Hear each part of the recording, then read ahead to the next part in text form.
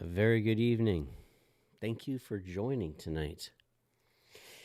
I'm going to do something tonight that I don't normally do with my live streams or with any of my videos for this channel. I'm going to begin with praying. I'm doing this because I need to be centered to be able to do a better job for you.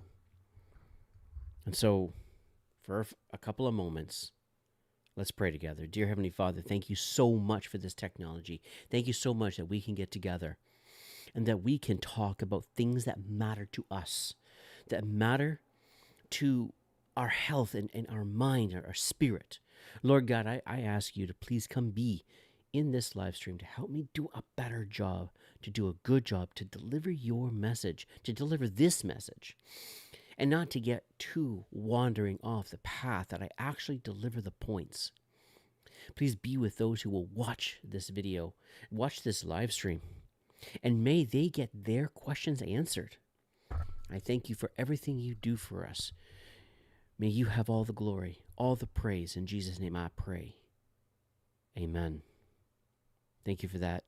I feel better. I've been doing this too much alone, And for me, I've really been learning that I can't do this. Well, you know what? Okay, I can't do this alone. That's true. But it's more like we are not alone in whatever we endeavor to do. And I'm going to take this headset off because I realize I don't need it. So I've been wearing this all day, trying to keep the sound to myself. It also has really good audio where my television doesn't. So tonight, we're talking about, the title for tonight is Food Controls You More Than You Think. Here's how to take your life back. I'm no expert. I'm not a doctor. I've just been able to get control of at least one thing, and that is the health. I'm my own health. I'm no longer wildly obese, and I hated being obese. I've shared that before, and I really don't think anybody, and I mean anybody, this includes someone like Lizzo, who was told to be proud of her obesity, to be proud of her body. Even she wants to lose weight because the body is not at optimal health when we are overweight. But how do we get control of this? Nobody chooses to be overweight. Nobody wants that. And I think some of us, we get to a place where how do I say this? Let me think. We get to a place where we accept what we cannot change. And you know what? That is a good thing. I'm 5'4". No matter how much I talk to Jesus or eat a whole bunch of healthy food, I'm not getting any taller, especially at 50 years of age. And even if I was 15 or 5 years old, I still have zero control over that. I know that if we're malnourished, we can't get any taller. How do I say this? If we are malnourished, our height will be stunted. Our bodies will be stunted. But there is not much we can do to be super tall. This is it. But I'm learning that when it comes to our obesity, when it comes to our metabolic health, we actually have a lot to say over that. And I want to talk about this. And it has been amazing. So, the thing is, I have been learning that success does not simply just come from willpower. It comes from clarity. Once we see what's really happening, you can move forward with peace, hope, and real confidence. Now, I wrote this down as real confidence. I think there's two different kinds of confidence. There's a confidence that comes where it's just an emotion. And we see a lot of that with, I would argue, with people who are trying to show They wish to look a certain way. They are confident in their feelings. They feel a certain way. They want to feel confident, and so they behave confident. But there's no substance to that confidence. They actually are not good at what they are being confident about, or they don't actually know something. No, real confidence is when it is backed up by competence, by knowledge, by truth and what is real. I mean, we see this regularly on the road. People are confident drivers, but they're terrible at it. Confident in what they say. We see this a lot in social media. Very confident in what they say, but don't actually know what they're talking about. Real confidence is powerful, and I want all of us, you and me together, to get to that place where we are confident in a real and meaningful way. Hey, Bill, thank you for joining us tonight. I appreciate it, and congratulations. When I started this, in a lot of ways, I was kind of doing it alone. And I feel that for a lot of people who are trying to change their lives, they end up stepping into it a lot of times alone. So well done. 22 months. That's almost 2 years. I hope that you can feel a little bit of support in this place, at least for a couple of hours.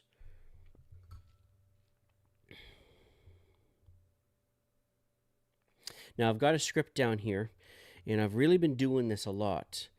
I've learned that if I try to be fake and I'm just going to talk off the top of my head, I can't do it. I have to have a script, not a carnivore. I need to have a script. And I have been doing this, Bill, since mid-March 2023. So I'll say 2.5 years. I'm 1 month behind Carrie from Homestead How. He's at crazy. I love him. No shade to Carrie, but he's kind of crazy. You know what I'm saying? And he's like 1 month ahead of me, and yeah, he's actually one of the reasons among many that led me to taking on the carnivore diet. I mean, I don't know, see, let's see, you've been doing this for 22 months. So did you find him early on in your journey or a little bit later on? Because for me, he was really early on. He was only 30 days into his journey, and then I saw him before I committed to becoming a carnivore. Yeah. Powerful stuff. Oh, wow. Oh, wow. Okay, that's cool, man. That's really, really cool. My first video was a couple of doctors talking about health and nutrition. And what caught my attention was they mentioned the Seventh-day Adventist Church, which blew my freaking mind. I was a part of the Seventh-day Adventist organization, and I'm calling it the organization because, anyways, and they are huge on health, and they don't get mentioned much in media. People just don't talk about the church because it's not very well known. And then here's these two guys talking about the church and saying they're wrong. Well, it piqued my interest, and 30 odd days later, I was becoming a carnivore and no longer an Adventist. Totally different live stream.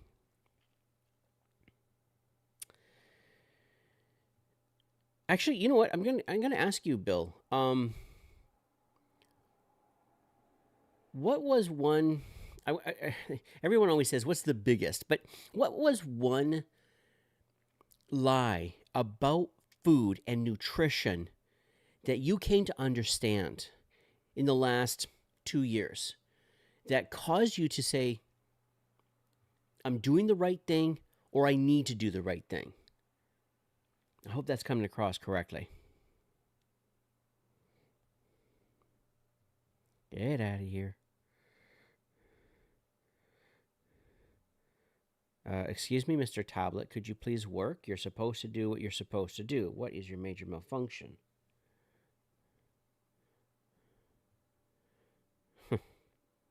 Anyway. Oh, really? Oh, interesting. I did do a diet once. Yeah, calorie counting, meal replacements, and it did work in the sense that I lost a bunch of weight. But man, dieting, if there's one thing I've learned, dieting is not very sustainable.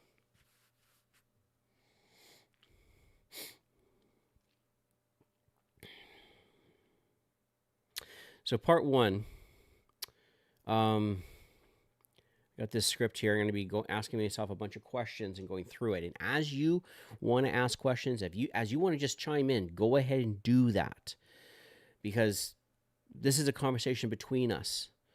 And right now it's just two, but whatever you want to, let me try that again. Whatever you would like to say, go ahead and say it. Yes, even if it's offensive. What made me first realize that food, not me, was in control? This was huge. It's amazing to me that food that I've been taught to eat was designed to be addictive. I never thought about it like that. I mean, I want my food to taste good. When you have your very first fatty red meat steak, a fatty steak, it tastes good. It's supposed to taste good. So why wouldn't all food taste good? In fact, I used to have this opinion. If God can go ahead and make an apple, banana, pineapple, a carrot, taste really good, why is it when somebody gets that stuff into the kitchen, they destroy it and it tastes terrible? No, I want the food to taste good. But what I did not understand is that the food industry basically engineers the food to do more than just taste good so it's not disgusting, but that it addicts you. It pulls you in. It pulls you in and forces you, not forces, what am I going to say? It's forcing you, but it pulls you in and pushes you and pulls you to want more of it beyond what you would actually need to sustain yourself. And so, we get addicted to fast food. We get addicted to the carbohydrates. I mean, if you were anything like me, you were taught, hey, stay away from the cholesterol, stay away from deep fried foods. But what the problem was the carbohydrates, the seed oils, and the bread that I was eating, and I wanted it so much. I got to admit, I didn't have quite the addiction that I've seen some people really struggle with. But at the end of the day, the food is designed to trap you.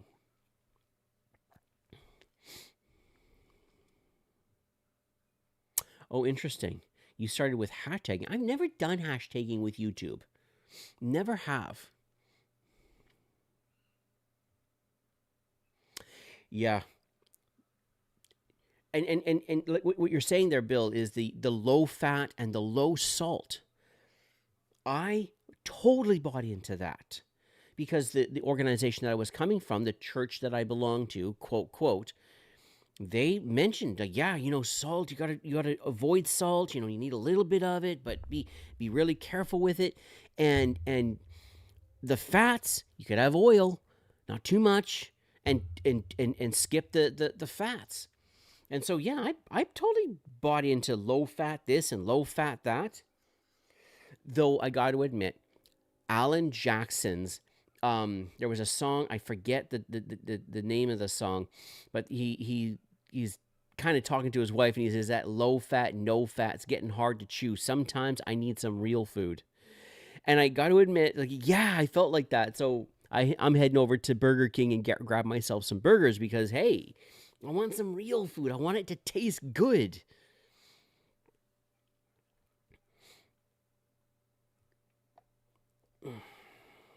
And what made me realize that food was in control was not so much that I looked at myself in the mirror and going, look at that, I'm out of control. It was actually information. When I got into studying, quite by accident, all the carnivore stuff that's out there on the internet, I was like, whoa, wait a second. And it brought a clarity to what I was doing that I didn't mean to do, but I did it.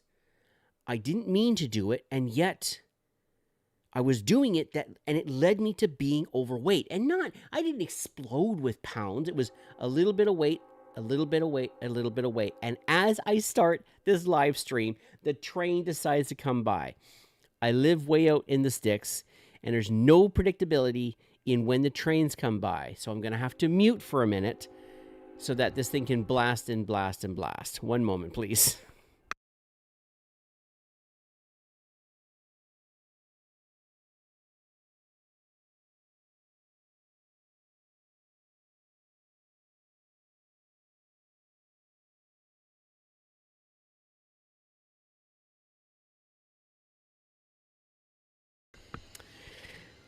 My apologies. I hope that doesn't come out like the actual train now going by.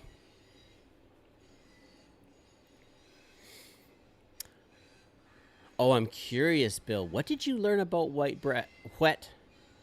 Oh, whole wheat bread versus white bread, and that whole wheat bread is better than white bread. Yeah, I always thought that. I had been taught since I was knee high to a grasshopper that brown bread in where I come from, the west coast of Canada, whole wheat bread would often get called brown bread. I'm finding out here in the east coast of Canada where I live, brown bread is bread with molasses in it.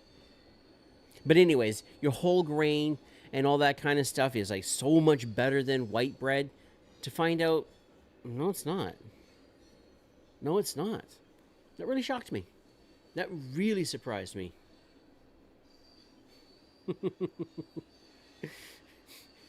Hey, Bill.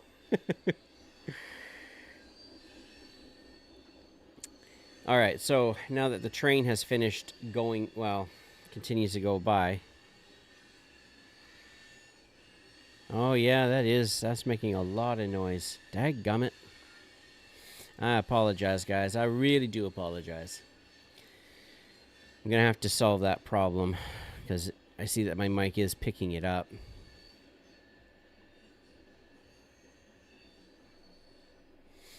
Yeah, that I stepped away from the plants as well. Did not realize that plants were so bad for us. I didn't realize that plants were starvation food, meaning if you were starving to death, at least the plants were better than dying. And that when we look back in ancient cultures that were cultivating plants and feeding their populace with plants, it was for the slaves, the very poor people, along with the animals. That's what that was for. The wealthy and rich barely ate that kind of stuff. I think that they did to some degree as they found ways to make it super, super tasty. But the wealthy didn't eat plants. Poor people did. I don't want to be doggone poor.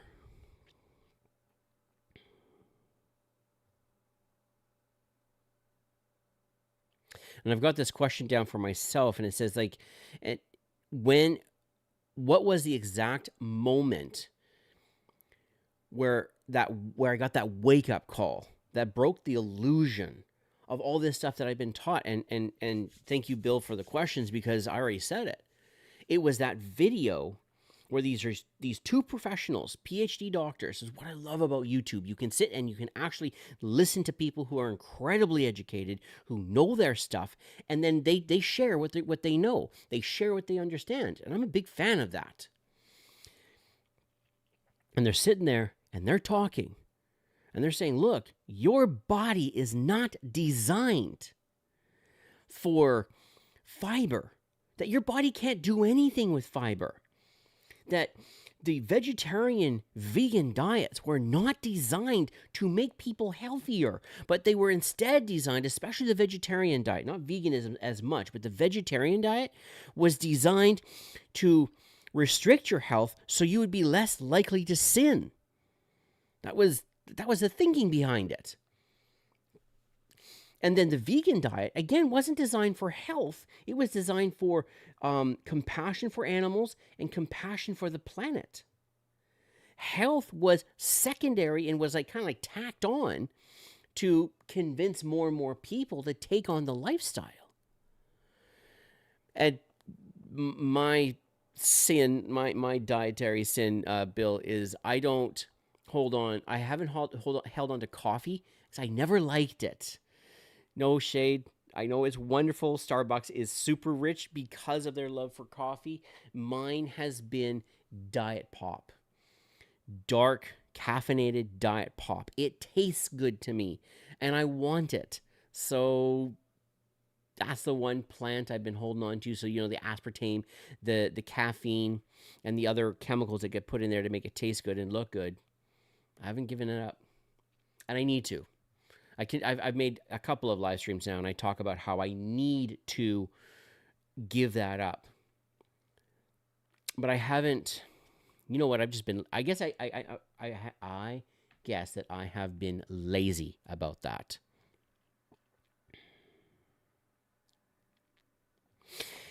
And here's a big one that I got asking myself: why do so many people not see this sooner? And I'm thinking about truth in general. Why does it take me, so long to see things that are just, in a sense, obvious? I mean, think about this.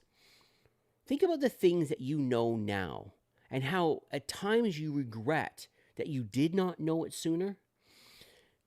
I'm so glad that I know what I know now. I'm grateful for it, but if I could have seen it sooner.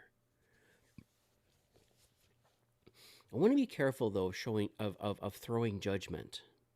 And thank you, Bill. I appreciate that, man. I appreciate that very much. What I'm appreciating is that you're not throwing judgment. You know what I'm saying? Like, you're not being pure with your journey. And I really appreciate that. Coming from a religious background, and I'm still religious. I love Jesus. I read my Bible and all that stuff. But there's a tendency for us to condemn each other. And I've noticed in social media, in certain communities are really big on condemning other people. Really, really big on that. And I think that we need to be a lot more graceful. Gracious, that's the word I'm looking for. Gracious to each other.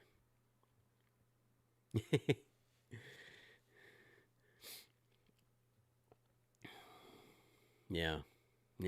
We need to be a lot more gracious to each other. It's hard to know everything. In fact, it's impossible. And there's going to be times where we don't. I shouldn't say. How do I phrase this? I'm saying this in a distracted way.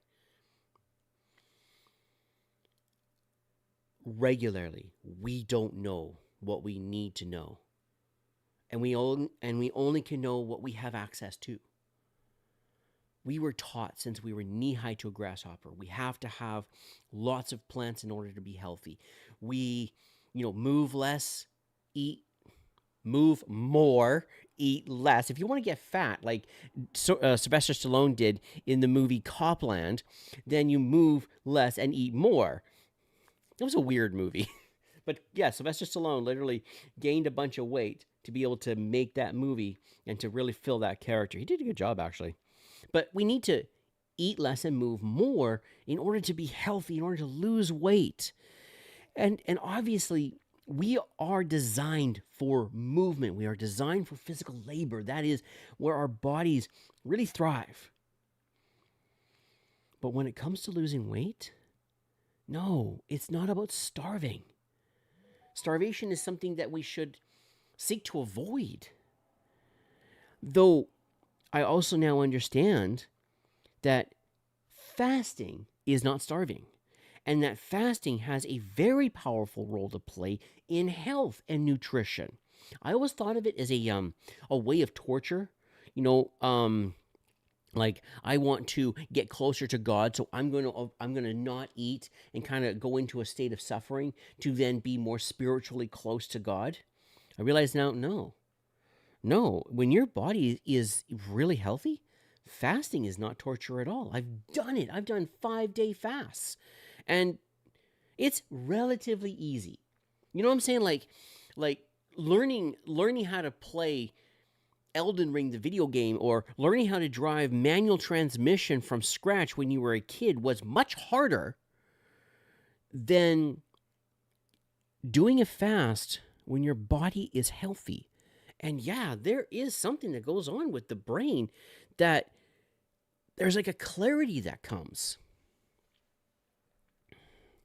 Yeah, Bill, I struggle with that too. Procrastination really hits me. In fact, tonight I was like, do I really want to do a live stream? I mean, I've barely started this channel, barely started live streaming, and already I'm thinking about, do I have to do it tonight? Could I do it tomorrow?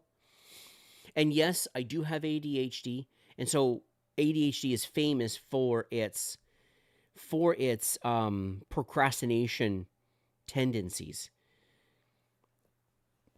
But I've really been trying to get control of the procrastination in the last year.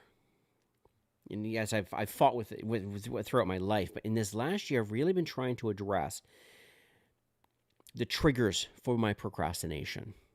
And one of the things I've been learning is that when I think about it, whatever the it is, when I get thinking about, oh, I should do the dishes, I should do the laundry, I should mow the lawn, whatever, right? Just pick the thing. If I start thinking about it, okay, I got to do this, I got to do that, okay, I should probably do it at this, and I start thinking about it, planning it, boom, procrastination hits. It's like, instead, if I get the thought I should go and just do. The more I think about it, the less I do it. So, Bill, let's see here. Calories, something I never counted. Grams. I think about counting, but usually don't. But a stick of butter has like 92 grams of fat. Use butter in my coffee. I've heard about that. You know, I would be willing to try a cup of coffee for the purposes of tasting it with butter. A touch of salt is in the butter already, and you get that fat. Yeah, Dr. Ken Berry, I think it was him that I heard that. I heard that he does that, but I forget who I heard from first, where they put the butter in the coffee, which, I mean, when you're trying to get a certain amount of grams in your diet of fat, I'd say that's an easy way. I've never tried it before, but I'm curious, especially right now in this moment, as you bring it up and you mention it. I'm kind of curious about that. Really, really curious.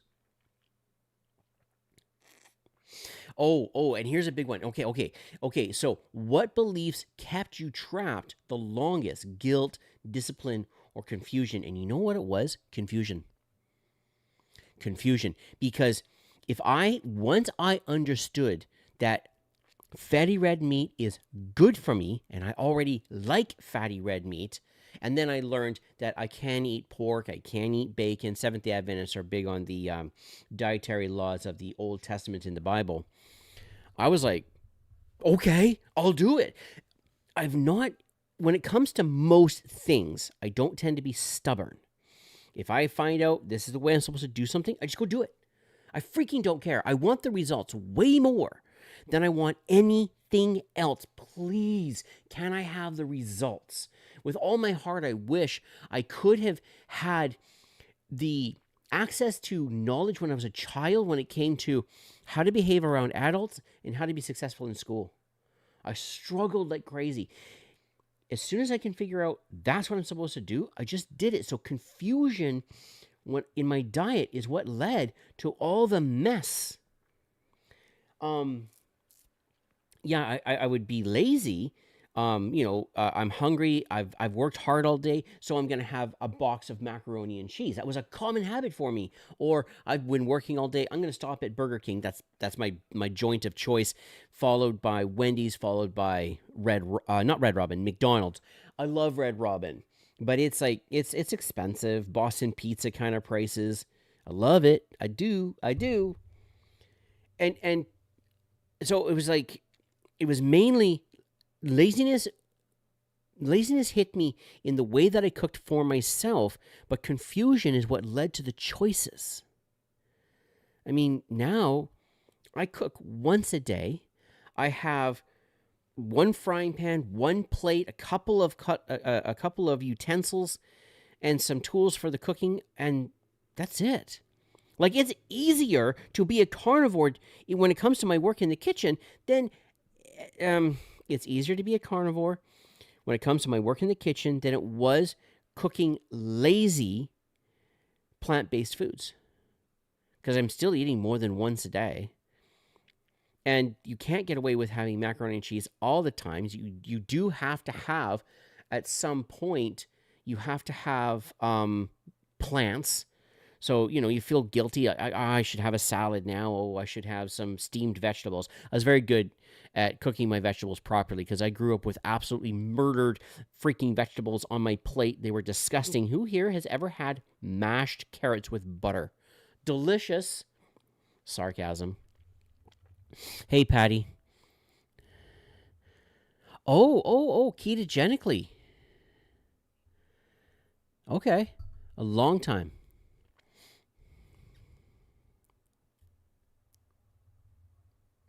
Nice.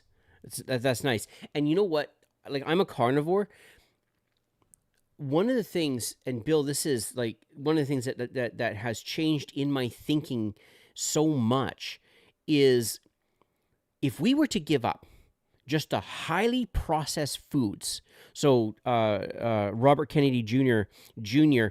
In the American government is pushing for less highly processed foods coming out of factories, trying to get rid of the seed oils, which only factories can produce. If we were to just adopt a diet that, if I could grow it in my garden or get it from the butcher, then I'll eat it. I think our health would improve exponentially in the West. That's England, Australia, Canada, the United States, New Zealand. Pick the Western countries. If we were to just give up the factory, no more factory food, can you imagine what would happen with our health? And like right now, my best friend, who I love with all my heart, he's so awesome. He has a son, and he's raising him with a very, very plant-based diet. And I've been wanting to like sit my brother down and have a conversation with him and say, what if you were to feed your boy way more animal fat? And tell him about the size of the human brain increases by 11% if they have a high fat, high animal fat, high protein diet.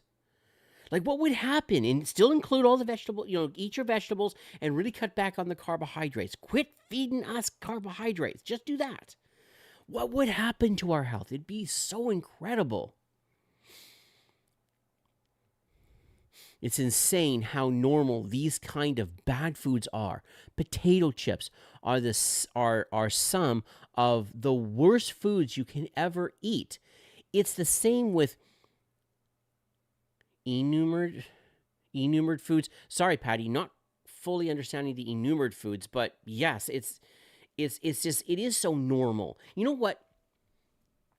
If we were to, like, let's say, like, we have, like, the birthday cake. So once a year, you're going to have a birthday cake. You're going to have spaghetti and meatballs. You're going to eat trash. We did that once a freaking year. I wouldn't have a problem with that. But we're eating this kind of way 3 times a day. And we're told to do this through advertising, through the television, through the advertising, through the schools, through the government, through our doctors, through our friends, through our parents and grandparents. Everybody. 3 times a day. From the factory. Like, Lord have mercy. It is so doggone normal. It's also the amount of salt, sugar they apply to these foods, which catapults the side effects of these alien foods. Yeah. Now, my attitude towards salt has definitely changed from what it was before, but when they put in artificial food and they stuff it full of seed oils and salt and sugar, well, that triggers us like crazy. You're like, whoo, what do they call that? Super palatable, ultra palatable, which then bypasses our natural systems to be able to have bypasses our natural systems to be able to know when we've eaten enough. So you take a look at the singer Lizzo. I know. How did she get to that size? Because if you and I were to try to get to her size eating the carnivore diet, we have got our work cut out for us. When it comes to keto, eating from the garden, eating from the butcher and from the garden, we again have our work cut out for us. As soon as we start incorporating grains and processed, the seed oils and heavily processed factory foods, it bypasses our nutrition triggers, our signals, our nutrition signals. It's like, you've eaten enough. But then, like, another thing that I learned as I go off, as I kind of veer off here, but this comes to my mind, is that we're eating a huge amount of volume, but getting very little nutrition. Our bodies are screaming for nutrition. So we have a big fancy meal, or I shouldn't say fancy, just a big huge meal. And 2 hours later, 3 hours later, we're starving. Why is that? Because our bodies don't get the nutrition that it needs from the highly processed foods that have all those artificial things put into it. And I will argue a lot of the plants. I think the plants also have a big role to play in preventing nutrition from getting into our diet, getting into our bodies. I think that is a major issue. And let me just read more of what you've wrote down here. E-numers are additives that they add to the foods. They're kind of artificial chemicals and additives that the body cannot properly digest. Oh, okay. Okay, I hadn't heard. Okay, but I do understand what you're talking about. Yeah, I mean, with my studies into health and nutrition, that's what I have found. Is there's all these additives, for preservatives, vitamins, trying to add, like trying to make things more nutritious that are not nutritious, and they fake it. It's Celtic sea salt and pink Himalayan salt are fine in needed amounts. Yeah. After I worked out and depleted my electrolytes, I make potassium, magnesium, sodium, calcium infused drink to replete my energy. Okay, sweet. Do you use that product Element, or do you tend to just use like salts? Curious. Yes, I noticed this immensely. I see that I used to get really hungry after eating Big Macs or anything of that kind of food. Ever since I've eaten high fat, I feel satisfied and I can last longer. Yeah, same here. Yeah, I was really, really shocked. Initially, when I first started the carnivore diet, I went headlong, dived into it like crazy.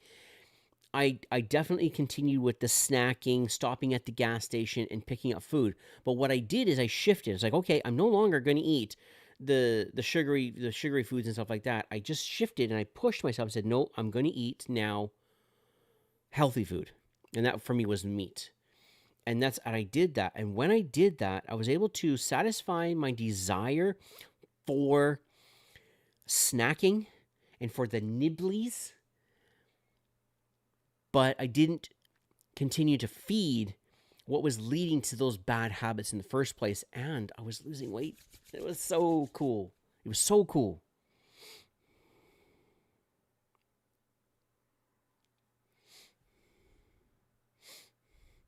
Welcome back, Bill. I hope you enjoy that coffee, boss. I am going to try that. I actually am going to try that. I'm really curious. Like I said, I've never been a fan of coffee due to its flavor. I like the smell of coffee. Really enjoy the smell of it. Fresh ground, being brewed properly. It has an incredible, not odor. That's not the word I want. Scent. Thank you. The scent is just amazing. But then when I go to taste it, Lord have mercy.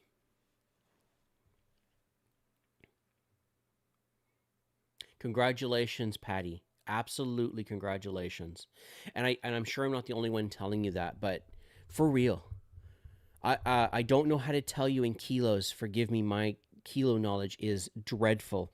But I was 220 pounds at 5 foot 4 inches tall, and I should be 145 pounds.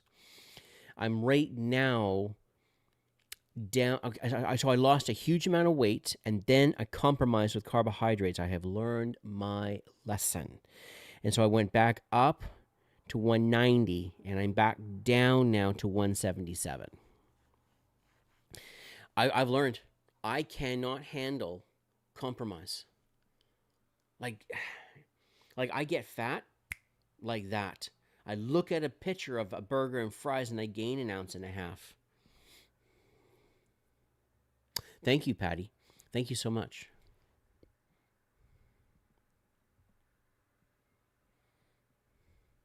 Thank you. Yeah. I won't get addicted. I won't get addicted. You know, with ADHD, I have found that caffeine does not give me an energy boost. I just love the flavor of cola. I really, really like the flavor of cola, and I really like the taste of sweet.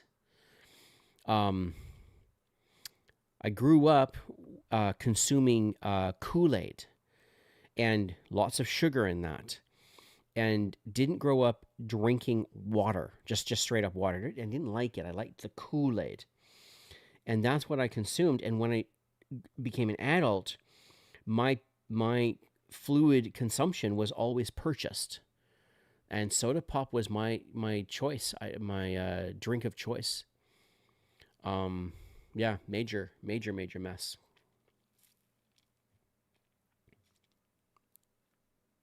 Okay. So here's a question, and I'll get back to what you guys are saying there.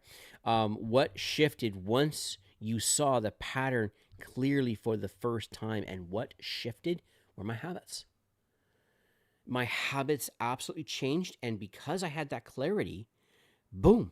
It wasn't even hard. I got to put my hands up where you can see what I'm doing, because I'm way down here where you can't see. But boom, I shifted, and it wasn't willpower. Had nothing to do with willpower. Just freaking knowledge. If I'd known what was right to do, I wouldn't have gotten so doggone fat. And so once I saw the pattern, it's like, okay, I eat like this, I get this result. And it's so bloody connected. It's not complicated. It's not convoluted. You don't need a committee meeting to get together to decide, well, is Rodney going to be losing weight today? No. It was so simple. And it was like in my control. And I was thinking about this, like, that means that poor people who have access to very little money, could actually lose weight and get their health back by taking control of what they eat. Because even though poor people, I'm saying we because I put myself in the same category. We focus on like chips and candy bars and rice and macaroni and cheese, Kraft macaroni and cheese, and Mr. Noodles and like that cheap food. We eat it multiple times a day along with snacks. If you take all that money and go to the dollar store, go to Dollarama or whatever your cheap joint is, and grab yourself cans of freaking Spam, freaking hot dogs, freaking bologna, which it's manufactured. It comes from the factory, and it's got the chemicals that you and we don't agree with it. We don't. But that will do your health a world of good. And you can actually start taking control of your health and eating with purpose and reason and intent versus that compulsion. And every day you wake up, it's like multiple times a day, you got to think about, what am I going to eat? What am I going to eat? What am I going to eat? Lord, have freaking mercy. I do get annoyed. I get annoyed because it's not because of the manufacturers who are looking for opportunity. I got no issue with capitalism. I got no issue with people seeing an opportunity and making a buck. I don't got an issue with that. No, I got an issue with those who knew better and told lies so that they could push an ideology. The vegetarian diet. was pushed not so that you and I would become healthy, but so that you and I would become weak and would be less compelled to sin carnally. It wasn't designed to make us healthy. And now we're the America is dying of metabolic diseases that are freaking preventable. My father had 4 heart attacks. And if we had known what we know now, my father would have never had to deal with a heart attack. Bad word.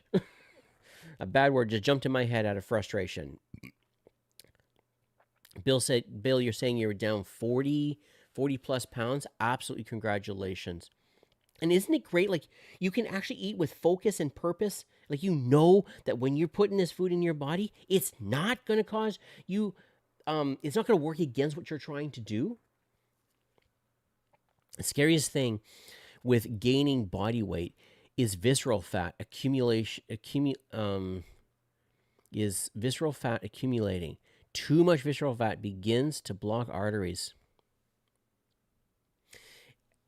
And I've been learning that as we change our diets and get away from the sugar, the carbohydrates, and seed oils, that helps our arteries not get clogged up. But visceral fat is the sign that that's what's taking place.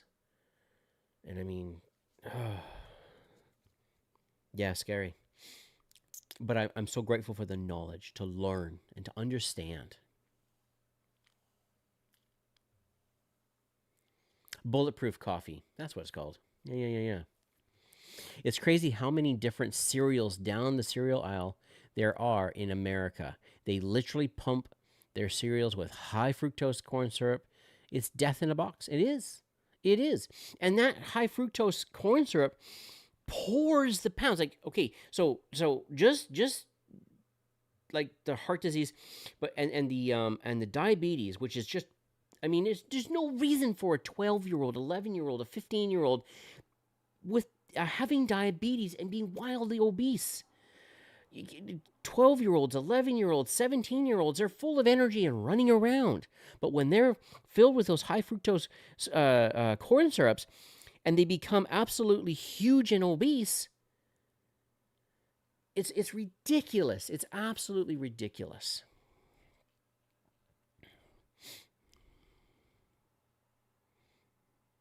Yeah, I see that too. The UK is getting so wide. I live in Canada, and we're no different. We're not doing any better. It's the same sentence. Congratulations, Bill. Very well done. I like Dr. Kiltz. I don't know Dr. Nelson. Curious. Does he have a YouTube channel? George Goodenbody. Good enough.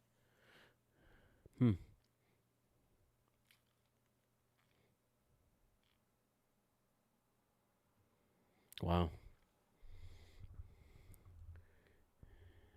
George Good enough. A glass of filtered water with a small cup of lemon juice and a small cup of apple cider vinegar is fantastic for your digestive tract. I've heard about that. I've never tried it before. My mother, who has diabetes and has been obese since she was about 11 years old, has been talking praises about, water and lemon juice. And she doesn't do the apple cider vinegar. I'll have to ask her about that. I'm curious.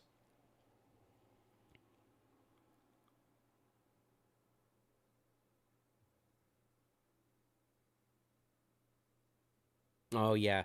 Yeah, I got this statement here. It says, once I realized food was controlling me, I started looking at the rules themselves. And that's when I discovered how deep the lies really went. Yeah. Yeah, it blew me away. Thank you, Dr. Anthony Chafee, Dr. Ken Berry, Judy Cho from Nutrition with Judy, Steak and Butter Gal, Stella, Philip Ovadia, Dr. Kiltz, all of these people help me see, here's how the body really works. Here's what we're supposed to actually be feeding it. And then here's the history of how we ended up where we are today. I read several books. as I can try to go off the top of my head, how we get sick, um, the vegetarian myth, uh, fake superfoods or something like that, as I die on titles, and it showed me we have been lied to. There were those people who knew what the truth really was, and for the purposes of ideology, for the purposes of profits, they lied so that we would eat their products, so that they could have influence, and so that they could make a dollar. Man, and that also freed me from any guilt of changing my diet, because at the end of the day, I'm the one that has to live with my body. I'm the one that has to live with my obesity. No, thank you. I don't want to die. I don't want to be fat. I never desired it. I was just accepting my fate. But now I can actually control this, and it is powerful. It really is powerful, and it doesn't have to cost $1 million. I love Dr. Sean Baker. I think he's doing something incredible, and he sits down and he's got those videos where he's like, there's some video playing, and he's sitting there, eating a beautiful steak, and he does this all the time, and that's what he eats. And Dr. Anthony Chaffee is also always eating a ribeye steak, but that's not necessary in order to start gaining control of our health. That's the best. That's the Cadillac. But grabbing yourself a pork chop is 1,000% better than the cereal aisle, including the healthy cereals. And that blew my mind.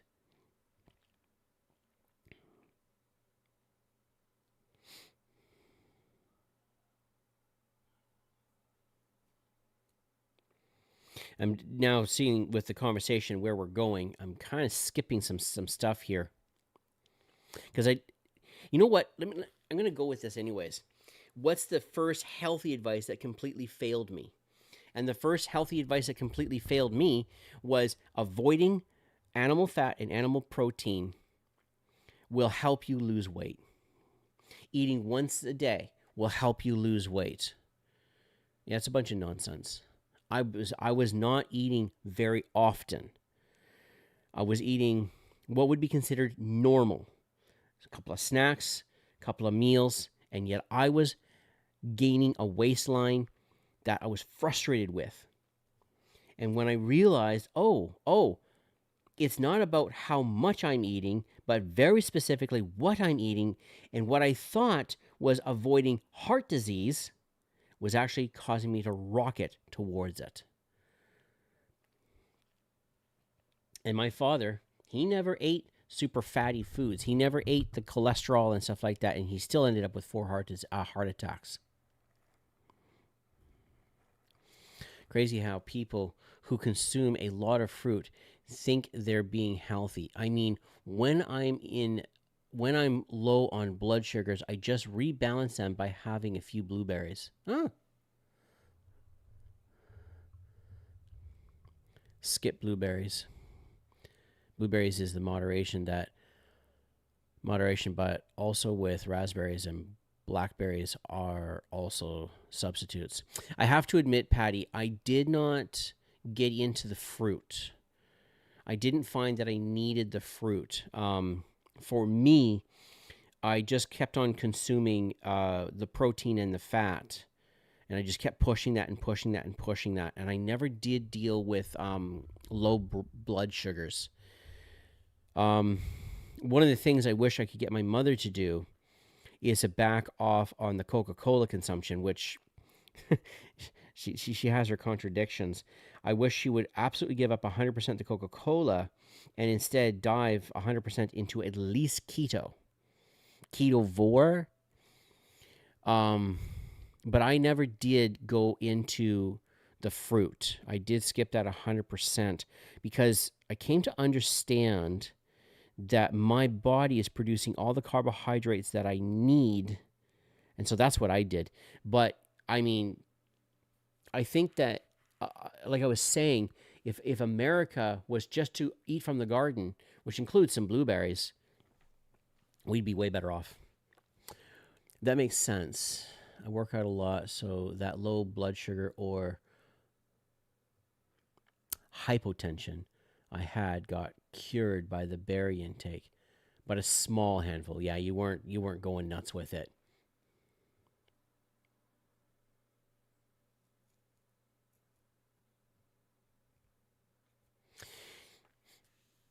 I threw out the calories as well. I don't count calories anymore. Though I was listening to a video. What is her name? Zero Carb Life. And that wonderful lady whose name I cannot remember in this moment. And she talked about how there's a lot of people that have come from and like really deep calorie counting, and they were adopting the carnivore diet but using calorie counting. They started using calorie counting to make sure that they ate enough, because they found themselves under eating, because fat and protein is so satisfying and so nutritious. They found themselves under eating and not feeling like they needed to eat anymore. They were like, they're not hungry, but they weren't losing weight at the same time. And so what Zero Carb Life suggested is that, yes, calorie counting can be useful to make sure you're actually consuming enough food. Because if we undereat, our body goes into a state of protection and keeps us from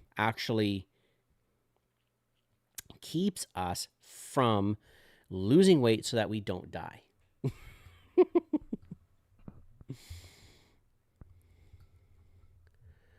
Calorie is a misconstrued term. Ultimately, a calorie is a calorie, but a calorie of steak is different from a calorie of a potato chip. Oh, absolutely. Yeah. I never knew that calories are all about the calories is a measurement of heat, and that the calories will just let us know how much energy will burn from the food, and that's it. It doesn't tell us at all how the body will use it. And so 100 calories of a chocolate bar, a candy bar, is very different from 100 calories of a piece of chicken.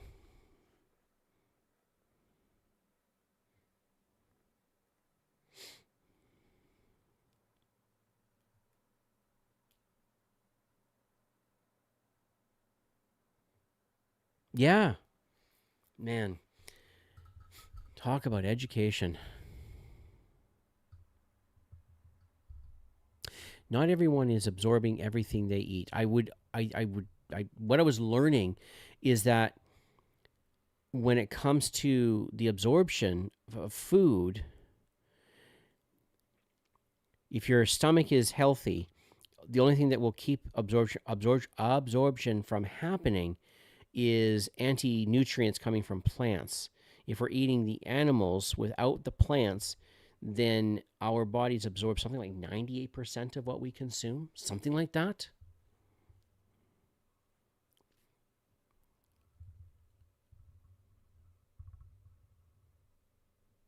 Oh, yeah. Yeah. Our metabolism will change with when we're walking versus when we're sitting. Interesting. Okay, let's continue. I'm going to go on to the next thing because I don't want to get too lost. How does calorie counting make people feel like failure? Oh, yeah. So calorie counting, how calorie counting can make people feel like failures. I did not struggle with this when I was losing weight, but I have found that it can really make us feel guilty when we consume too many calories by dietary standards, and then we are gaining weight again. So we calorie count to bring our weight back down, and then, and we give in and we eat too many calories again, and all of a sudden our weight goes up and down and up and down. When I gave up on my calorie counting diet and went back to my normal diet, I did feel guilty.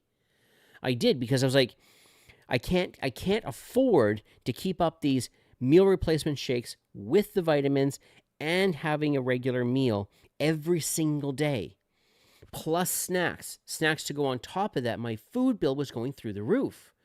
but I believed and understood that what I was doing was the right thing to make me healthy. And so I ended up going back to my normal diet, but felt really, really guilty because I thought, or at the time, I knew that that was the way to lose weight. I am so grateful that it has nothing to do with calories, nothing to do with starving myself. I don't have to starve. Thank you. And I don't think anybody in this group right now, I don't think you will be confused about this, but who benefits, who profits by people being confused about health and nutrition? And what I've learned is that where there is complication and frustration, there is money to be made. The more complicated our diets are presented to us to need to be, the more money that can be made. Oh, you want to lose weight? Did you want to lose weight? Well, the only way to do it is to make sure that we consume lots of this product or that product. And now you get to lose weight. It's a disaster. We don't profit. I would say the manufacturers do, along with a whole bunch of other bodies that profit from us being sick and from us being confused. When I learned, no, it's not that complicated. Eat from the garden, eat from the butcher. For me, I'm just eating from the butcher. I don't even include the garden anymore. Just the butcher.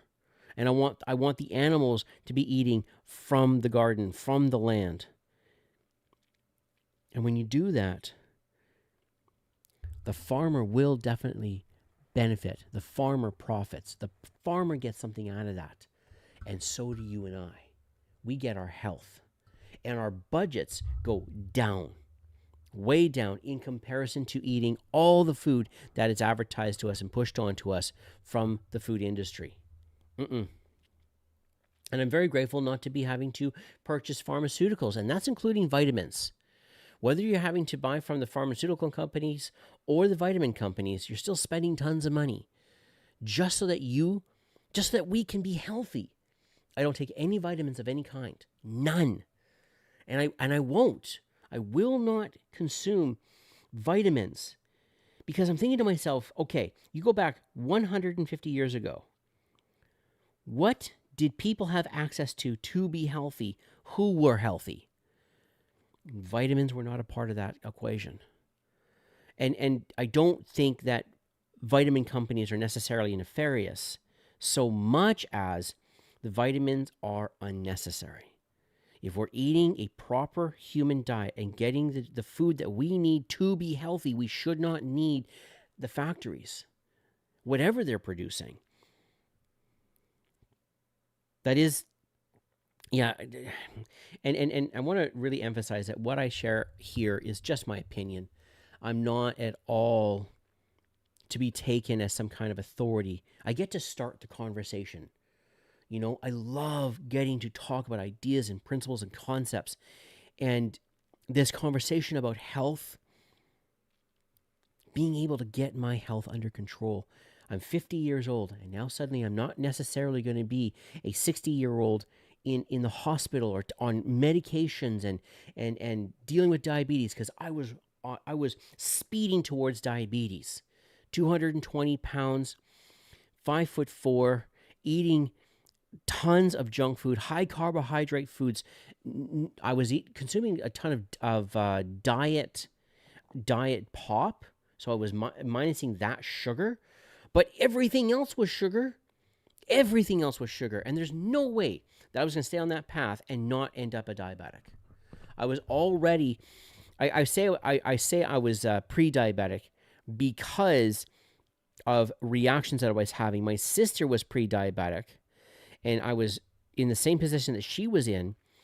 And whenever I had a regular soda pop with lots of sugar in it, I would feel disgusting, gross, sick.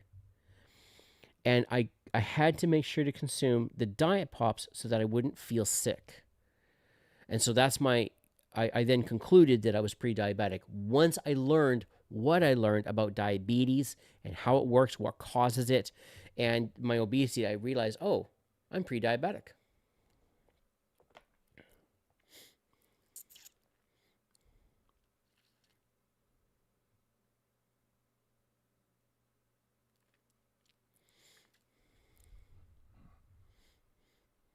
Oh, wow. Look at this conversation.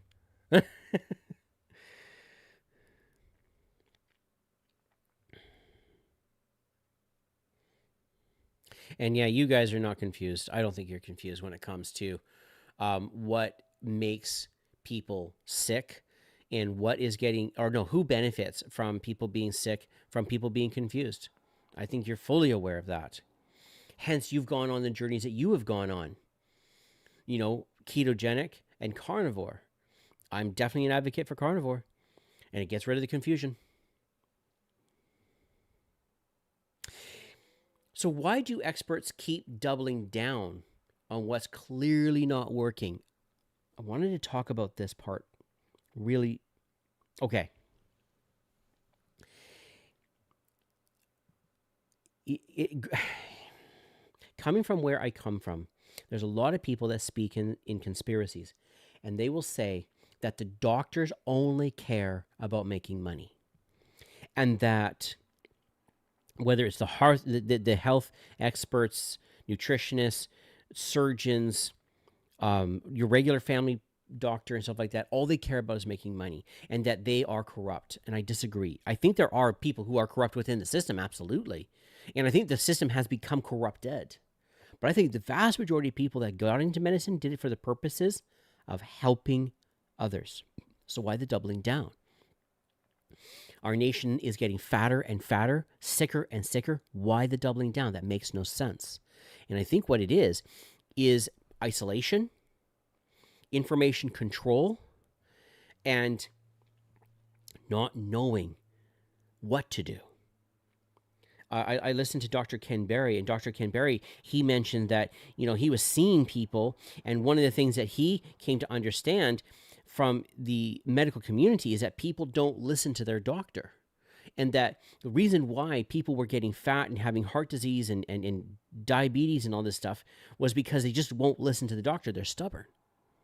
And I think many, many doctors believe that, and that they're just hoping that if they give this information to enough people, maybe they could help a couple of people. It's kind of like the Christian. The Christian will witness and witness and witness and witness, and they hope they can at least save one person. And if just one person will listen, then maybe. And I think that that's the attitude of many health professionals. The information, they believe it to be true. They don't think that there's any issue with the American Heart Association. They don't think there's anything wrong with the American Diabetes Association and so on. It's so much that most people aren't listening. And I think that that's what they believe.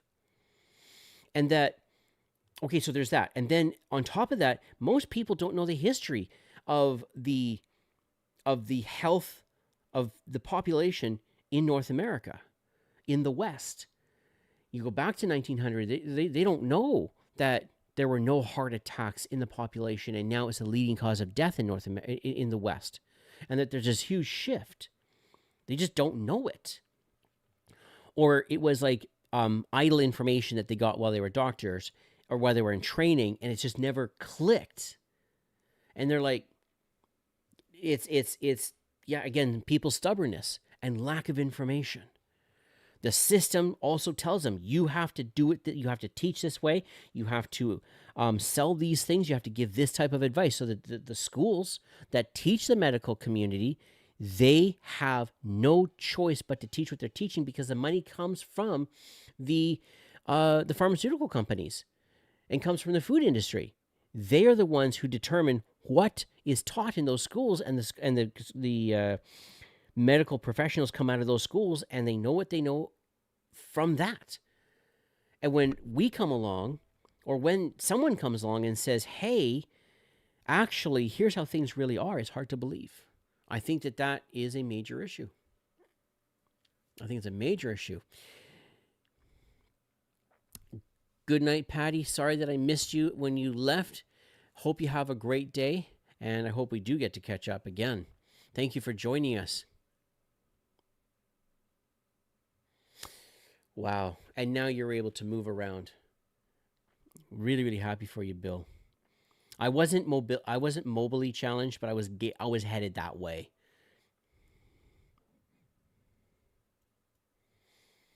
All right, Bill. I'll have to subscribe to your channel as well.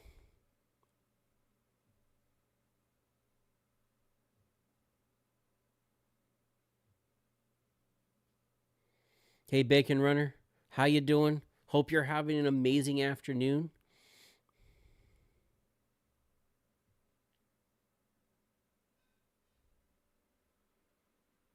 Oh, okay. Dr. Barry, I don't know who was my first, like, I can't remember who the first like carnivore doctor I came across that I started listening to, but it was like a group. They all jumped in together, um, and blew my mind with knowledge. And that's, I guess that's where I get my opinion from about the doctors and the medical professionals and where they're coming from. What the percentage is, though, Bill, I got to admit, like I would know, but I do give them the benefit of the doubt. I really do. I think that they're coming from a good place, but they get caught in the system. They get absolutely caught in the system, and everybody is demanding that they get listened to and heard when it comes to, um, information that they want to share. You know, the pharmaceuticals want to be heard, and all the doctors should listen to them, and then the vegetarians want to be heard, and the vegans want to be heard, and the Seventh Day Adventists want to be heard, and and then we want to be heard, and it comes in as a loud noise. Um, so that's how I interpret where the doctors and the health professionals are coming from, which has led me to believe we've got to take ownership of our health. We're the ones that got to live with it. And I'm no professional. My education is hilariously bad. But if I depend on the health professionals to know what they're supposed to do or what I'm supposed to do, I leave myself open to being deceived. And I was absolutely deceived. And I think all of us sit in that place. I think all of us sit in that area where we were absolutely deceived. We were frustrated when we found out, okay, here's how things really work. But then we felt good or empowered. That word gets overused, but empowered to be able to take control of our health and be able to actually prevent things. And I'm so glad. I'm so glad. And again, my love goes out to YouTube. And I know YouTube has its issues. I get that. And there's X, Instagram, TikTok. I hate TikTok. I don't go there. But people are learning. We are learning. Look how much we now know. How much we have at our fingertips because YouTube is there, because X is there, Google, and I use ChatGTP quite a bit for research and learning. And I wouldn't read a book, but I'll listen to a book. I'll listen to a book, and I now know. Actually, I'm actually kind of curious. Do you guys have any of you read any books that convinced you of this idea of carnivore and controlling your health, or was it primarily YouTube that led you to these conclusions?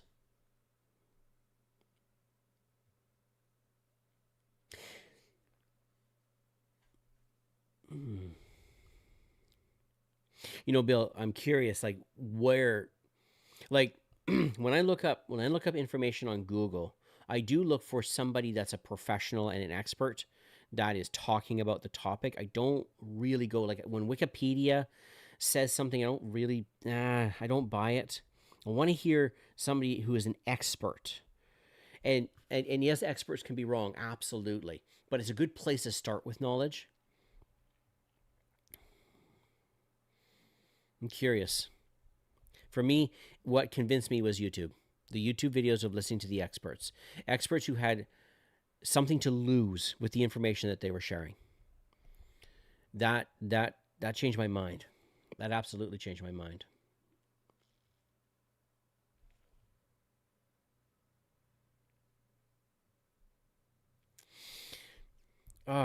Why are you being so frustrating, Mr.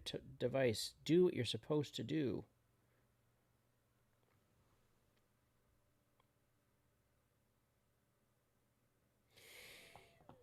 As I continue my notes here to stay on track.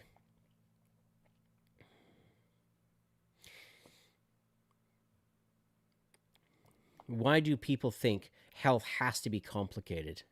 I think that there is a belief that health is very complicated, and that the average person, the average man, cannot know health, and that we have to go to the doctor, we have to go to the expert, we have to go to somebody who's a professional because it is so complicated. And I now think that that is a part of a profit apparatus, that it gets presented that health, that our bodies are so complicated, especially in the area of health, that you and I cannot have knowledge of it, and that we must go to the professional and spend tons of money in order to be healthy. I think our bodies are wildly complicated, and if we want to understand the biology and doing research, and how does cancer work, and how does a heart pump blood, and how does oxygen and all that kind of stuff, yes, that is complicated. But what keeps us healthy and what gets us healthy, it's not complicated. It's not complicated at all.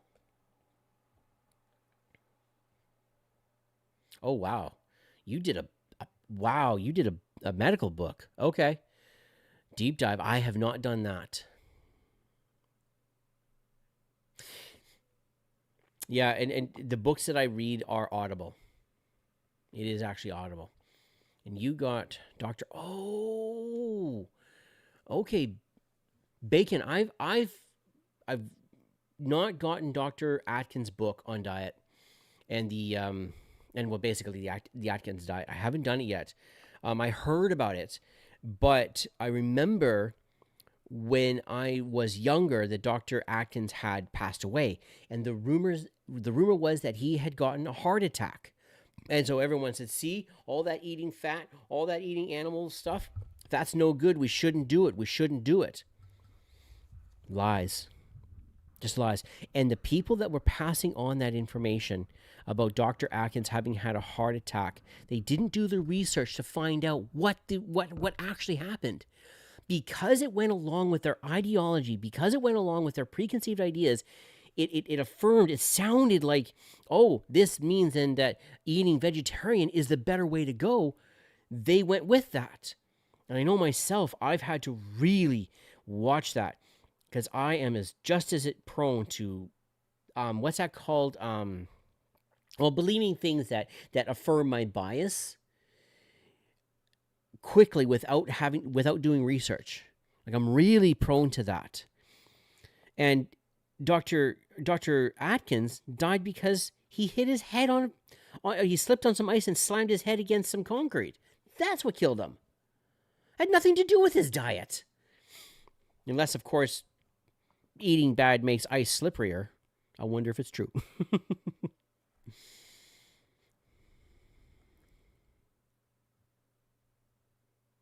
Congratulations, Bacon Runner. Congratulations.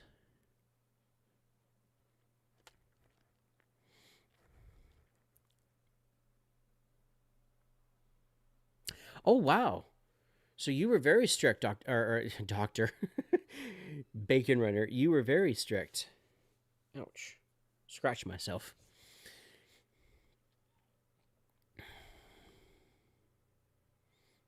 Common sense labels. Huh. Never heard of it. Never heard of it. But yeah, what's saved my bacon is is Audible, because if it's an actual book, I don't have my book handy here, but if it's an actual book, it takes me forever to get through it. Focus, sit down, pay attention, get in that information, and just listen to, or not listen to, but read it and take notes. I got to do Audible, which does that does retard the amount of books that I can read, because I want it to be read to me. Lazy man. Well done, carnivore. Or bacon runner. Well done. Very, very well done. I've never done labs. Probably coming up next week, I'm going to be forced to do labs, because I do have to go to the doctor. And I'm wondering if they're going to be pushing labs on me.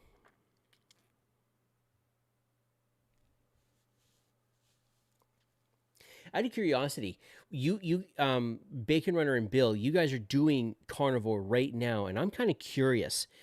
What is your go-to meal, your go-to food on the carnivore diet?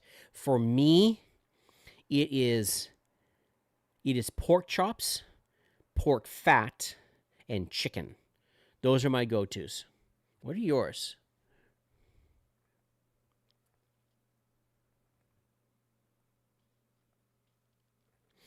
Bacon Runner. When it comes to not being able to eat enough, one of the things that I heard Dr. Ken, no, yeah, it was Dr. Ken Berry say was to try and eat multiple times a day if you're trying to gain weight.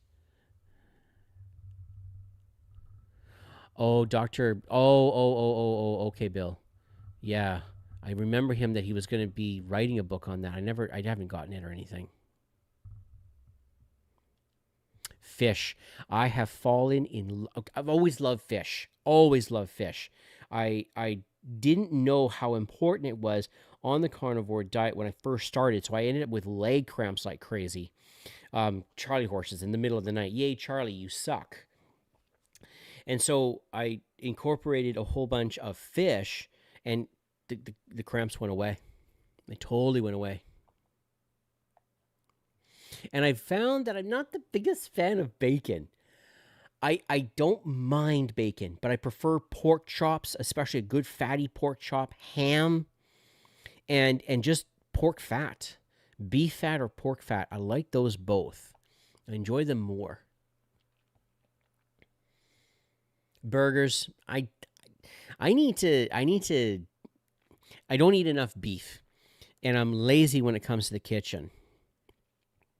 But I need to start eating hamburger patties a bit more, just to get the beef and beef fat in me a bit more, because it is better than pork if you compare the pork fat to the beef, or to the pork fat to the beef fat and the proteins. The pork fat is inferior, but not because the animal is inferior, in my opinion. It's because of the diets that the chickens and the pigs are fed. That makes their fat not healthy. If the pig was allowed to just eat naturally, I bet their fat would be just as healthy.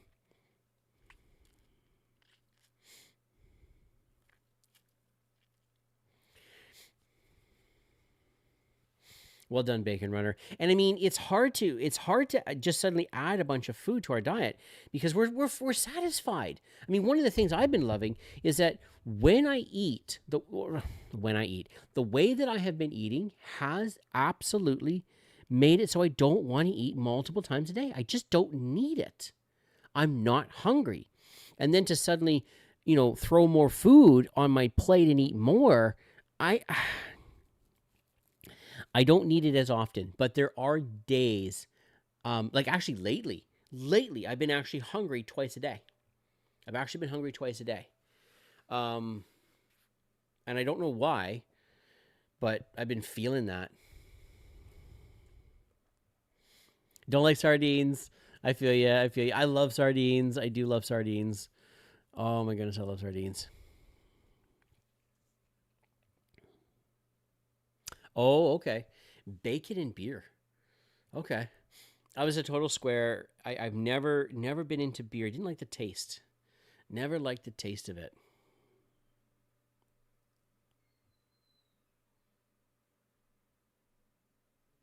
You think it might be healthier than others? I'm curious.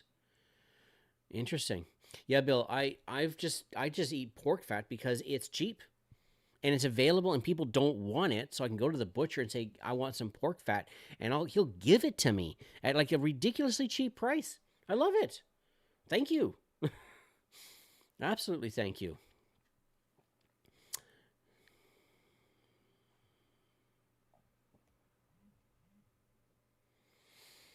Now, let's see here. Where else?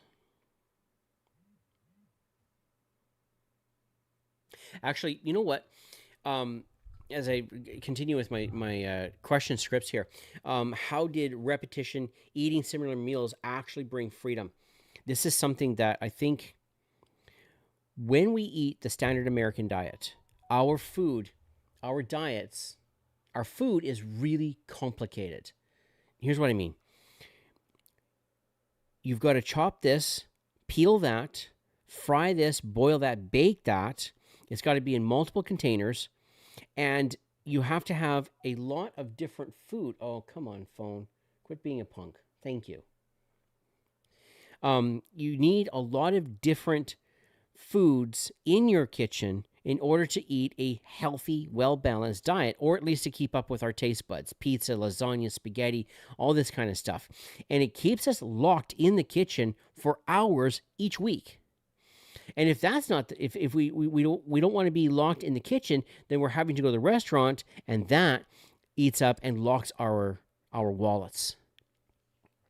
Having the same or very similar meals, very meat focused, lots of animal fat and protein. I'm not spending a lot of time trying to figure out what to eat, so I don't go to a lazy, unhealthy solution. I go to a very healthy solution that is already satisfying my lazy side. Plus, it doesn't require nearly the time. Even like a brisket. Like a brisket's like, oh, well, you got to cook it for however many hours. Season it, throw it in the oven, low temperature, forget it. Go do your other stuff. It doesn't require anything. And then if I am, let's say I decide to be super lazy and boom, I get myself a hot dog, some wieners, just the meat part of it. I mean, it's dead simple. So when I compromise with factory-made foods, I'm going to be compromising with the hot dog, the wiener, which is what?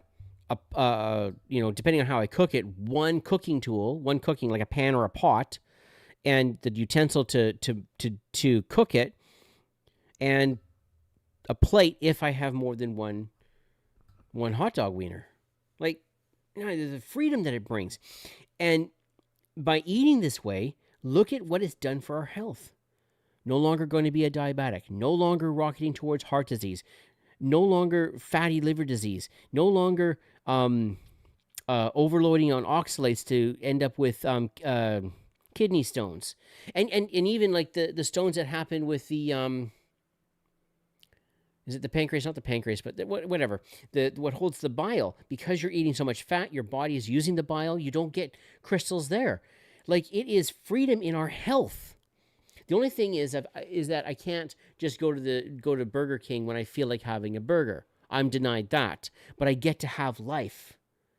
I'll take it. Yes, I'm eating the same food. There's not particularly a huge amount of variety, but I'm realizing that food should not be where we get our life from. Or we should not build our lives around food, and many of our lives are.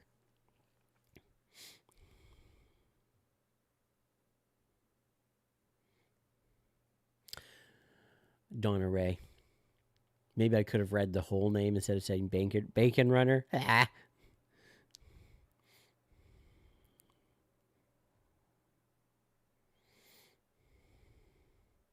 Yeah, Donna, I was big into variety. But now that I'm eating the way that I'm eating, I'm finding that variety is not that necessary. I don't mind eating the same thing because I'm waiting till I'm actually hungry. And when I'm actually hungry, suddenly I'm when I'm actually hungry, I don't need variety in order to maintain eating. I eat what I need to eat. I eat what I need to eat, and then it's done. I just freaking love it.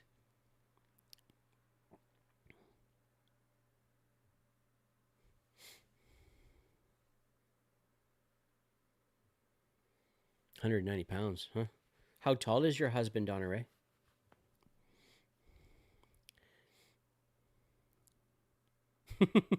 Talk to you, Bill. Have a great time helping out your kitty. Ketosis. Very cool. Thank you, Donna. I appreciate. Oh, and my tablet decides to turn off. You know what? To continue with my questions here, why does fancy often mean failure when it comes to real results? I think that the more complicated our food is, the more complicated our diet is, the more likely we are to fall off of it. And one of the things I love about carnivore is that it's dead simple. It doesn't get any simpler. Like, We're not even having to hunt for the food. I mean, go down to the grocery store, pack a bacon, your steak, fish, chicken, whatever. The vegetables requires more work out of it than a box of macaroni and cheese requires more work, which is hilarious. That's absolutely incredible. And I'm not attracted to Mr. Noodles. I'm not attracted to the noodles because, yes, it's less work, but I got sick of Mr. Noodles. I ate it too much when I was a teenager. And so I'm much more attracted to chicken, beef, fish, pork, bacon, hot dogs, whatever. I'm much more attracted to that than a package of Mr. Noodles. And I know I'm going to be hungry. And I also know that when I eat the Mr. Noodles, I'm going to be fat. I don't want to be fat.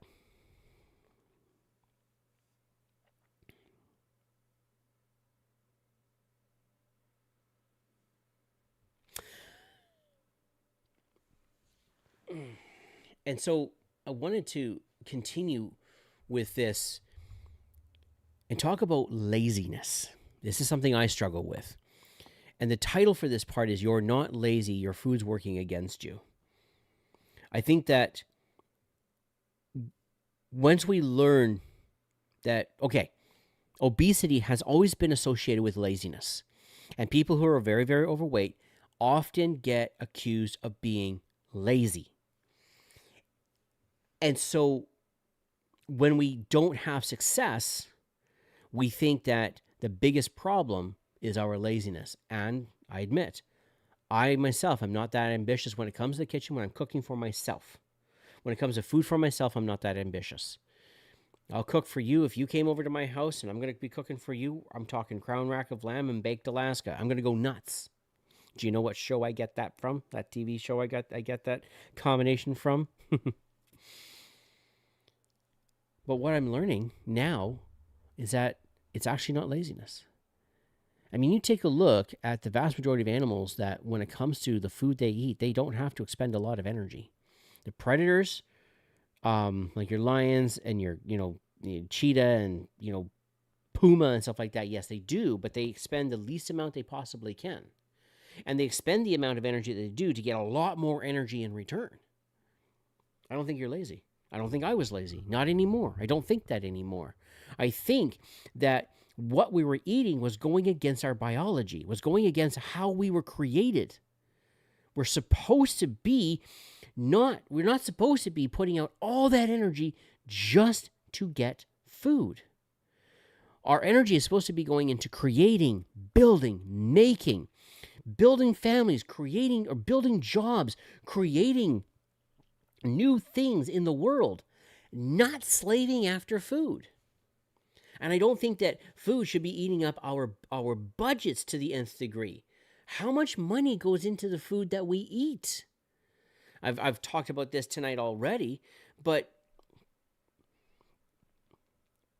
I think that our budgets should not be held hostage by our food. I mean, right now I've been hearing about the American government shutdown, and there's a whole pile of people who depend on American handouts so that they can buy food. And you take a look at how much food they're buying and what they're buying, and I'm like, they could make their food budget stretch so much further if they focused only on eating just the proper human diet.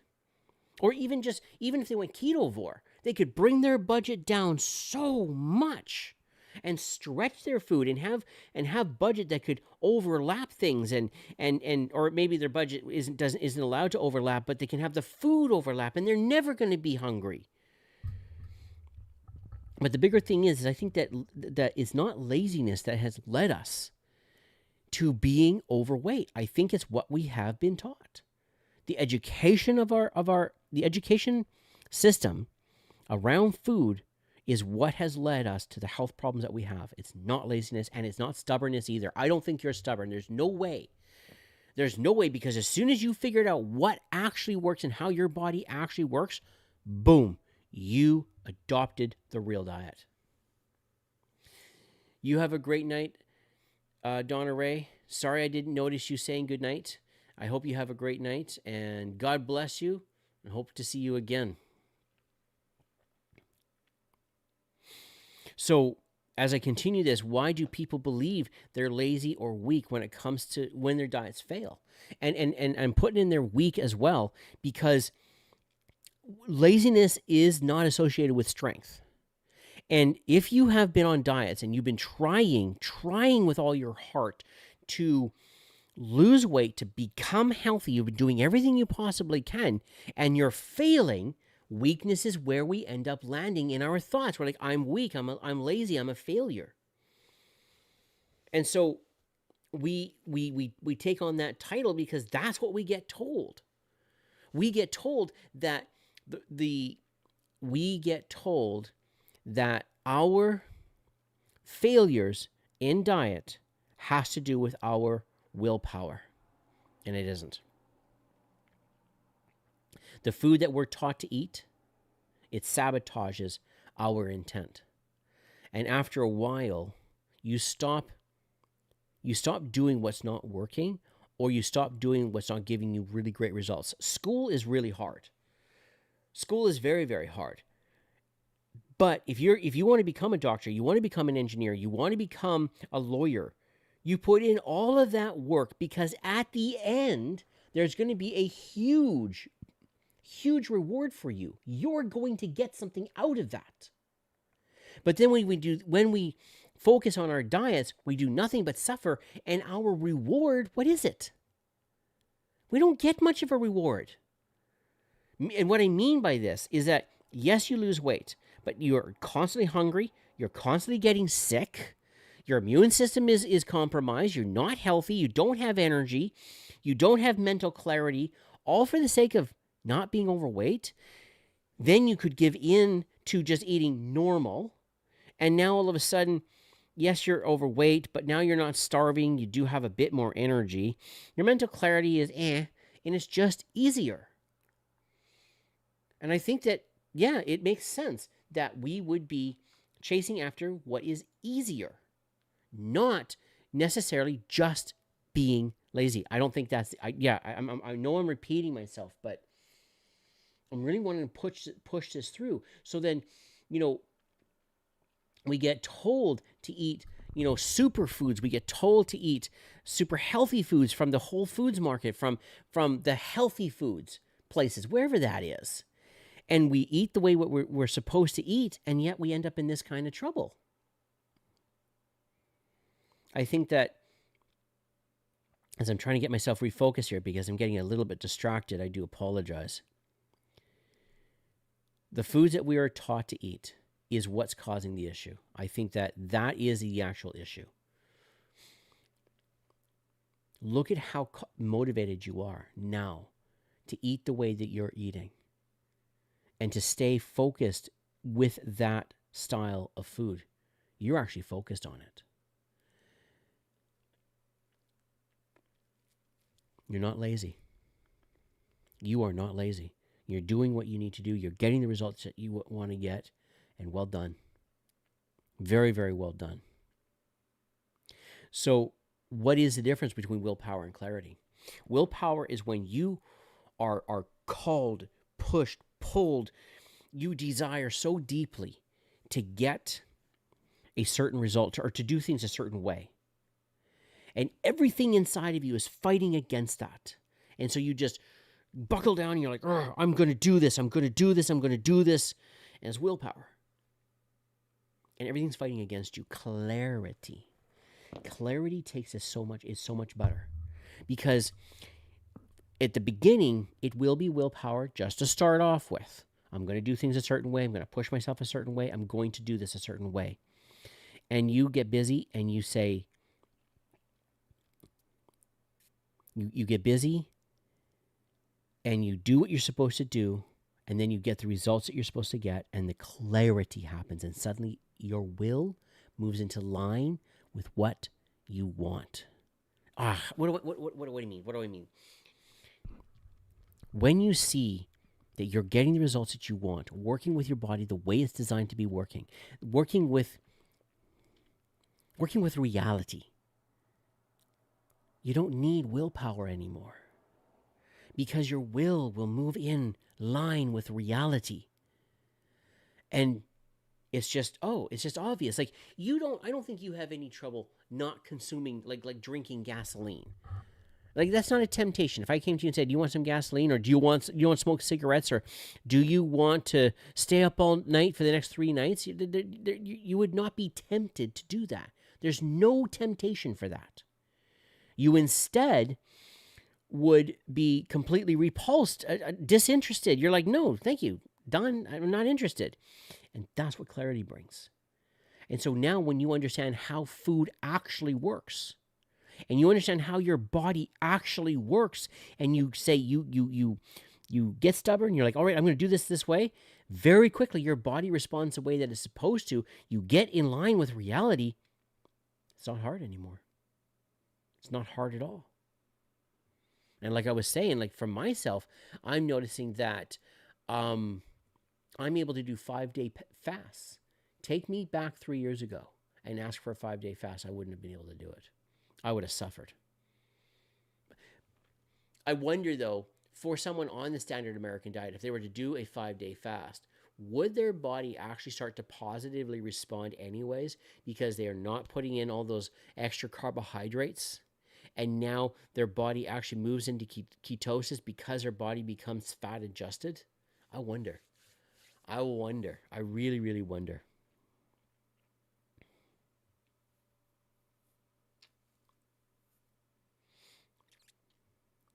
I'm just skipping questions here because we've talked about a lot of really good things tonight. Okay, yeah. What made me to finally stop blaming myself? Your obesity, this is going to sound like I'm talking a bunch of like being like super positive, like that body positivity. I'm not talking that. Your obesity, I don't think it's your fault. Yes, it is your actions that led to the obesity, that led to the heart disease, that led to the fatty liver disease, all that kind of stuff. It was my decisions. I made a bunch of decisions that led me to the health problems that I had. But I also didn't have a choice. Nobody, I didn't know that what the right thing was to do. I did not know. And when I got that clarity, I mean, I don't feel guilty anymore. And now when I like sometimes I decide, you know what, I feel like having a donut. Let's just say I decide to have a donut.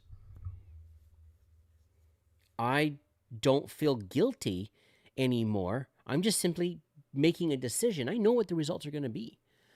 And I'm not a child. I'm an adult. So I'm making the choice that I'm making, and I know what the results are going to be. I know exactly what I'm doing. No guilt is involved because there is no sin there.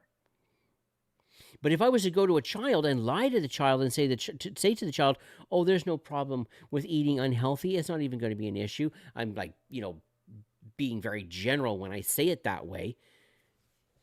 That would be something to feel guilty about because I'm harming somebody who is innocent, who doesn't have any way of saying no or doesn't have any way of knowing. That's something to feel guilty about.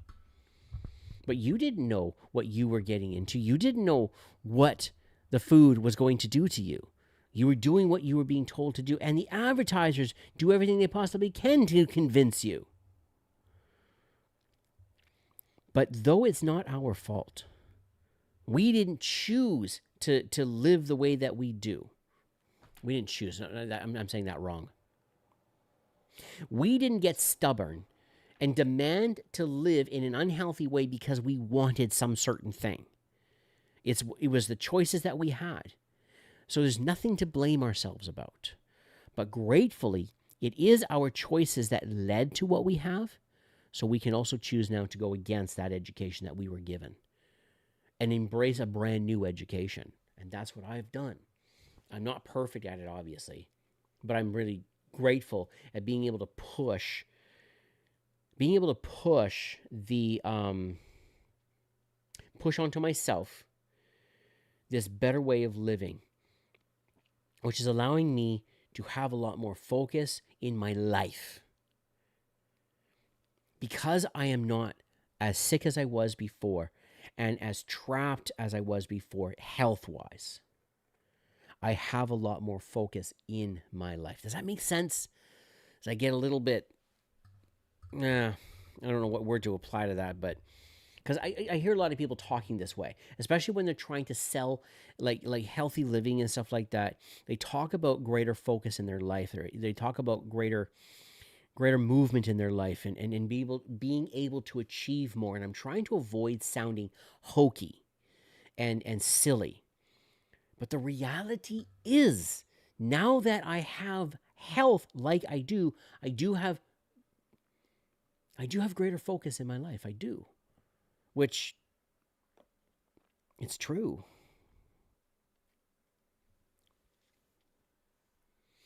You know, your health is not a mystery. Your health, you actually have control over your health. You do. And when you decide to take control first through knowledge, learning how your body works, learning how food works, learning what our body actually needs, you can take control of that. And then you can start doing with your health what you want. Now, there's still going to come things I think that you're going to come across where you're not going to know exactly what to do. Right? Yeah, you can't do it yourself. Oh, you broke your arm, or, there's certain health things that are going to require a doctor's intervention. Absolutely. Doctors, absolutely. The health industry absolutely has a meaningful role to play today. But we as adults, as individuals, have a responsibility to ourselves, to our families, to the world around us, but to ourselves, to take control of our health first through knowledge, second through our choices. And man, I'm trying to be careful because I don't want this to come across like it's guilt, because it's not guilt. We didn't know any better. But now we can know, and we get to make the choices that we want to make to get the results that we want, whatever those results may be. And I see that, the way that I see my health now is that it is something that's mine. It's not something that's the doctors. It's not something that is the health professionals, the people of authority. My health isn't theirs. It doesn't belong to them. It actually belongs to me, because I'm especially the one that has to live with it. And so I see my health as something that is mine, and that it's okay for me to know everything that I possibly can know in relation to my health, my children's health, my wife's health, my family's health. Like, I have that. It's okay for me to take that on, and then work with the medical professionals to come to conclusions that give me the results that I'm looking for. And I found the carnivore diet is definitely the best way to accomplish that. I now know what my body needs. I now know what food really is for. And so I can use it to my advantage instead of my appetite and my need for nutrition being taken advantage of and used for everybody else's benefit. It's got to be for mine first.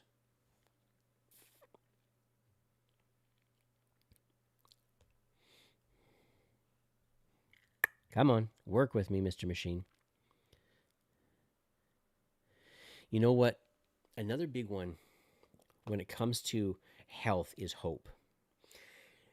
Many people, maybe you're one, feel hopeless with where they're at with their health, that there's no hope. And when you learn how your body actually works, when you learn how food actually works, what it's meant for, we can actually have hope. Because life is not just meant for everybody else. It's meant for you too. It's meant for me as well. I should be allowed to live well. I shouldn't have to just be trapped with appetite, and then once you get sick enough, they even take appetite away from you. I mean, when you're diabetic and you're really, really sick, they take away all your food and you're really restricted. If you have heart disease, you're really restricted again. All kinds of medications. Medications bring on allergies and lifestyle that you don't want. Imagine being able to run, Even just that. I mean, I'm not suggesting that, you know, oh, you got to take up a life of jogging. It's not that. But when we're really overweight and when our bodies are really sick, there's no such thing as running down the hall, or, you know, running to do something that, you know, running out of the rain. We can't run out of the rain. And now all of a sudden you could. There's this gentleman I saw on YouTube. He was 550 pounds, something like that. He was very, very big. And he took up, he decided to start losing weight. Now, he started losing weight in a way that I wouldn't necessarily do, but I'm so proud of him. He decided to do it. And all of a sudden, he wanted to walk up a hill. That's all he was doing. He was just walking up this hill. And I think he's from Hawaii. Yeah, he's totally from Hawaii. And just where he lived, he was walking up to the top of the hill. And I mean, it was all he could do to get to the top of that hill. Imagine what that hill will be like when he's down 200 pounds, 100 pounds. When he's down 400 pounds, he gets down to the weight that he should be. What would that hill be like to climb? What about us? I mean, when I was getting out of my car, it was such a fight. I was getting bigger and bigger. My stomach was starting to touch the steering wheel. And I wanted to be in a certain position. I was moving my chair farther and farther away, leaning it further and further back so my stomach wouldn't touch the steering wheel. Because I was feeling embarrassed that my stomach was touching the steering wheel. And now all of a sudden, by losing weight, I was starting to feel kind of better in the car, driving my car. It was, I don't know, it seems silly to me as I say it now, but like, you mean I could drive? I could get into a fancy sports car. I'm not big into exotics, but you know, your Mazda MX-5, Miata, the Mazda 3, Subaru WRX. I could get into those vehicles, and it wouldn't be a fight to get into those vehicles. I would just slide right in, because I'm now at the size that the vehicle was designed for. And walking up a hill. You know, I'm still out of shape. I'm totally out of shape. I don't like exercise. I'm so freaking lazy. I don't like exercise. But walking for 2 hours doesn't hurt anymore. It used to hurt like after 10 minutes. Now it doesn't hurt. And I praise God. I'm so grateful for it. When we get control of our health, we get to look forward to life.